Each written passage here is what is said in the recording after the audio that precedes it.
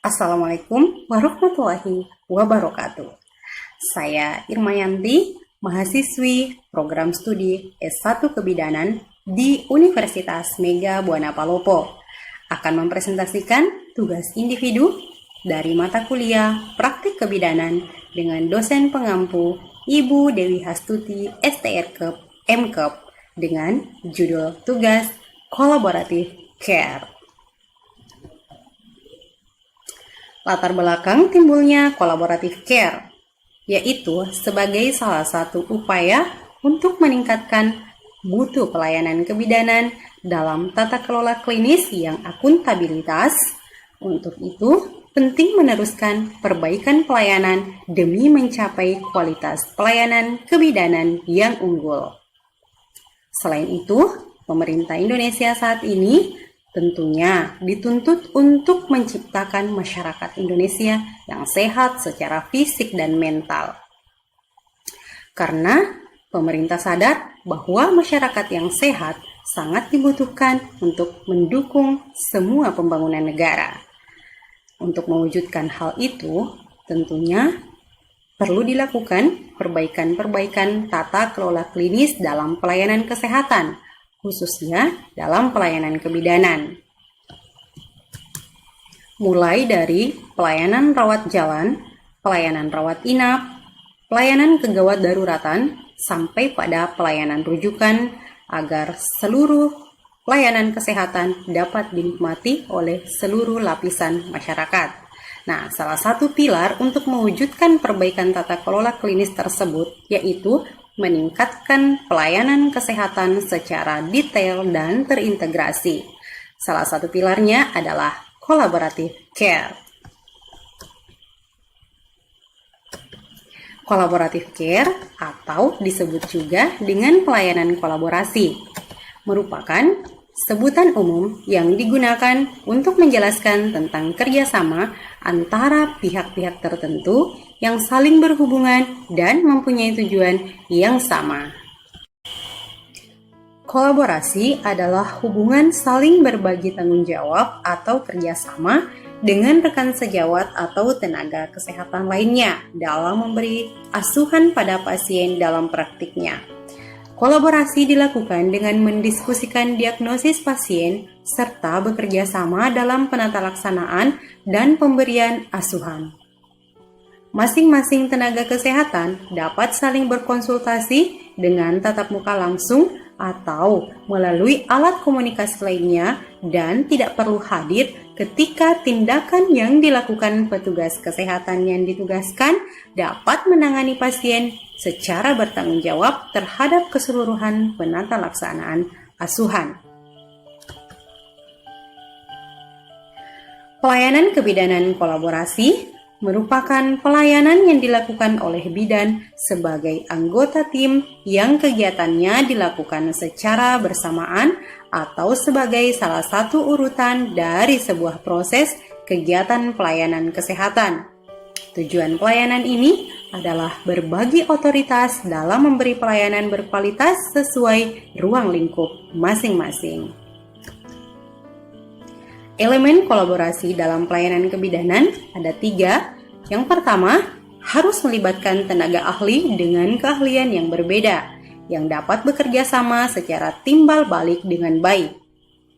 Yang kedua, anggota kelompok harus bersikap tegas dan mau bekerja sama. Yang ketiga, kelompok harus memberi pelayanan yang keunikannya dihasilkan dari kombinasi pandangan dan keahlian yang diberikan oleh setiap anggota tim. Pelayanan kolaborasi atau kerjasama dalam pelayanan kebidanan terdiri dari 6. Yang pertama, menerapkan manajemen kebidanan pada setiap asuhan kebidanan sesuai fungsi kolaborasi dengan melibatkan klien dan keluarga. Yang kedua, memberikan asuhan kebidanan pada ibu hamil resiko tinggi dan pertolongan pertama pada kegawat daruratan yang memerlukan tindakan kolaborasi. Yang ketiga, memberikan asuhan kebidanan pada ibu dalam masa persalinan dan pertolongan pertama pada kegawat daruratan yang memerlukan tindakan kolaborasi. Yang keempat, memberikan asuhan kebidanan pada ibu dalam masa nifas, dan pertolongan pertama pada kegawat daruratan yang memerlukan tindakan kolaborasi. Yang kelima, memberikan asuhan kebidanan pada bayi baru lahir dan pertolongan pertama pada kegawat daruratan yang memerlukan tindakan kolaborasi. Dan yang terakhir, memberikan asuhan kebidanan pada balita risiko tinggi dan pertolongan pertama pada kegawat daruratan yang memerlukan tindakan kolaborasi. Nah, dari keenam jenis tindakan kolaborasi kebidanan di atas dapat disimpulkan bahwa kegiatan kolaborasi dalam pelayanan kebidanan diterapkan sejak dalam pelayanan masa kehamilan, masa persalinan, masa nifas, pada bayi baru lahir, sampai pada balita resiko tinggi. Perkembangan bidan kolaborasi. Jadi, pada awalnya, kolaborasi dalam pelayanan kebidanan dilakukan dengan model hierarki. Pada model ini, menekankan pada komunikasi satu arah, yaitu menempatkan dokter sebagai tokoh yang paling mendominasi. Kemudian, model ini berkembang menjadi model praktik kolaborasi. Pada model praktik kolaborasi ini menekankan komunikasi dua arah. Meskipun dokter masih menjadi tokoh yang didominasikan, tetapi hubungan secara langsung antara dokter dan pasien lebih dibatasi. Melainkan, yang lebih banyak berkomunikasi dengan pasien adalah tenaga profesional kesehatan lainnya. Dalam hal ini adalah bidan. Kemudian model ini berkembang lagi menjadi model kerjasama melingkar. Pada model ini lebih menekankan sistem kontinuitas dan kerjasama timbal balik satu sama lain. Jadi tidak ada lagi tokoh yang didominasikan, melainkan semua pelayan kesehatan bekerja sama dengan baik secara terus-menerus. Kesimpulan kolaborasi dalam praktik kebidanan.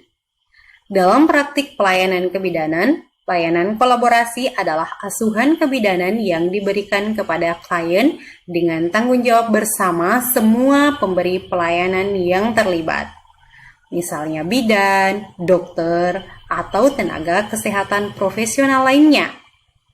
Bidan meyakini bahwa dalam memberi asuhan harus tetap menjaga, mendukung, dan menghargai proses fisiologis manusia. Rujukan yang efektif dilakukan untuk menjamin kesejahteraan ibu dan bayinya. Bidan adalah praktisi yang mandiri. Bidan juga bekerja sama dalam mengembangkan kemitraan dengan anggota kesehatan lainnya. Dalam melaksanakan tugasnya, bidan melakukan kolaborasi, konsultasi, dan perujukan sesuai dengan kondisi pasien, kewenangan, dan kemampuannya. Kunci terwujudnya kolaboratif care yang sukses, yaitu tercapainya beberapa kriteria dari anggota tim. Yang pertama, saling percaya. Yang kedua, saling menghormati. Yang ketiga, saling mengakui keilmuan masing-masing. Yang keempat, kematangan profesional keilmuan. Dan saling mengakui sebagai mitra kerja, bukan sebagai atasan dan bawahan. Demikian presentasi yang saya bawakan. Terima kasih. Assalamualaikum warahmatullahi wabarakatuh.